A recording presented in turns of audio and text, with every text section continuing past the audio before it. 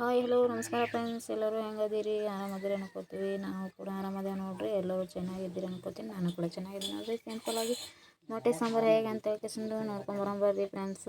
ಸಿಂಪಲ್ಲಾಗಿ ಮೊಟ್ಟೆ ಸಾಂಬಾರು ಯಾವ ರೀತಿ ಅಂತ ನೋಡೋಣ ಬರ್ರಿ. ಇವಾಗ ಪಾತ್ರೆ ಇಟ್ಕೊಂಡು ನೋಡ್ರಿ. ಪಾತ್ರೆ ಇಟ್ಕೊಂಡು ಇವಾಗ ಎಣ್ಣೆ ಹಾಕ್ತಾ ಇದೀನಿ ರೀ. ಅಂದರೆ ಆಯಿಲ್ ಅಂತಾರೆ ನೋಡ್ರಿ. ಅಂದರೆ ನಮ್ಮ ಕಡೆ ಎಣ್ಣೆ ಅಂತೀವಿ, ಶೇವೆಣ್ಣೆ ರೀ.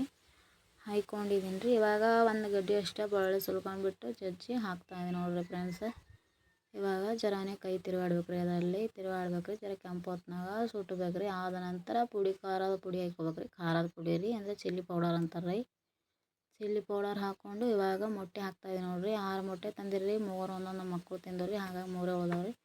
ಅದಕ್ಕೆ 3 ಮೊಟ್ಟೆನೇ ಸಾಂಬಾರು ಮಾಡ್ತಾಯಿದ್ದೀನಿ ನೋಡ್ರಿ ಫ್ರೆಂಡ್ಸ. ನೋಡಿರಿ, ಅವಕ್ಕೆ ಎಣ್ಣೆಗೆ ಫ್ರೈ ಮಾಡ್ತಾಯಿದ್ದೀನಿ ರೀ. ಪುಡಿ ಖಾರ ಅದು ಹಾಕಿ ಆದ ನಂತರ ನೀರು ಹಾಕೋತಾ ಇದ್ದೀನಿ ರೀ. 1 ಕಪ್ ಅಷ್ಟೇ ನೀರು ಹಾಕ್ಕೊಂಡು ಇದು ಕೊಬ್ಬರಿ ರೀ. ಕೊಬ್ಬರಿ ಹುರ್ಕೊಂಡು ಕಿಸಿಂದು ಮಿಕ್ಸಿಯಲ್ಲಿ ಹಾಕ್ತಾಯಿದ್ದೀನಿ ನೋಡಿರಿ. ಮಿಕ್ಸಿಯಲ್ಲಿ ಹಾಕಿ ಜರಾನೇ ಚಮಚ ತಿರುಗಾಡ್ಬೇಕು ರೀ ಅದರಲ್ಲಿ.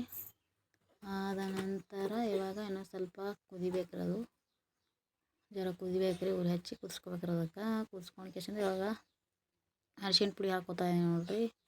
ಅರಿಶಿಣ ಪುಡಿ ಹಾಕಲಿಲ್ಲ ರೀ. ಇವಾಗ ಖಾರದ ಪುಡಿ ಅಷ್ಟೇ ಹಾಕಿದರೆ ಅರಿಶಿಣ ಪುಡಿ ಹಾಕ್ಕೊಂಡ್ರಿ. ಇದು ಪುಟಾಣಿ ಹಿಟ್ಟು ಇದು ಪುಟಾಣಿ ತೊಯ್ಸ್ಕೊಂಡ್ಬಿಟ್ಟು ಪುಟಾಣಿ ಹುರ್ಕೊಂಡು ಜಲಡಿ ಹಿಡ್ಕೊಂಡು ತೊಯ್ಸ್ಕೆಸಿಂದು ಹಾಕ್ತೇವ್ರಿ ನಾವು. ಏನು ಹಾಕಲ್ರಿ. ಪುಟಾಣಿ ಕೊಬ್ಬರಿ ಎರಡೇ ಹಾಕೋದ್ರಿ.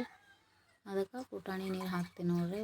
ಹುರ್ಕೊಂಡು ಕಿಸಿಂದು ಜಲಡಿ ಹಿಡ್ಕೊಂಡು ನೀರಲ್ಲಿ ಕಲಸಿ ಹಾಕೋಬೇಕು ರೀ.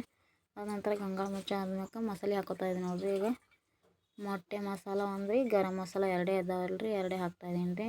ಜಾಸ್ತಿ ಏನು ಹಾಕಿಲ್ರಿ. ಜಾಸ್ತಿ ಸಾಮಗ್ರಿ ಕೂಡ ಬಳಸಿಲ್ರಿ. ತುಂಬ ಸಿಂಪಲ್ಲಾಗಿ ಮೊಟ್ಟೆ ಸಾಂಬಾರು ಮಾಡ್ತಾಯಿದ್ದೇವೆ ನೋಡಿರಿ.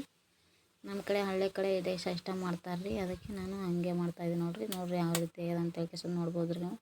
ಏನು ಕೂಡ ಬಳಸಿಲ್ರಿ. ತುಂಬ ಸಿಂಪಲ್ಲಾಗಿ ಮೊಟ್ಟೆ ಸಾಂಬಾರು ಮಾಡೋದು ನೋಡಿರಿ ಫ್ರೆಂಡ್ಸ.